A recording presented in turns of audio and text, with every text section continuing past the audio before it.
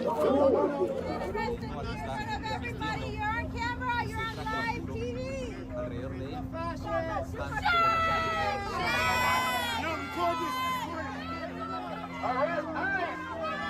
Oh, hey, Congresswoman, let's show some respect. Show some respect. Okay, hold on. You remember this story from last year.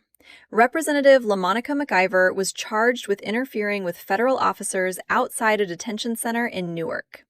She tried to claim legislative immunity to get out of it, saying she was just doing her job. Well, a federal appeals court just ruled against her. The judges flat out said her actions were unambiguously non-legislative. Now she is facing up to 17 years in prison if convicted. But does she show any remorse? Listen to her complain about the facility. But at the same time, it was important for me to be here, and what we saw inside was horrible. We had an opportunity to speak to detainees, over 20 of them, about their conditions, how they talked about they don't get adequate food, the food is spoiled, it's stale, they don't get enough, they do not have access to health care. Gentleman talked about how he needed needed access to mental health care, no access, women, no access to OBGYN. There it is. She is facing serious felony charges for interfering with law enforcement, but she wants you to feel bad about stale food and a lack of feminine products. This is the classic playbook. Cause chaos, get caught breaking the rules, and then instantly play the victim while demanding we shut down the facility. She wants to change the subject from her own behavior to the complaints of the detainees. But wait until the reporter asks her the only question that actually matters right now. And literally they are incarcerated in this detention center. So it just was actually they confirmed what we already know, what is happening with immigration in this country, but specifically it confirmed of just how bad it is and how this facility really should be closed. My colleagues and I have already sent a letter to oversight, to judiciary, asking them to do a full investigation of this facility and shut this facility. Notice what she did not say.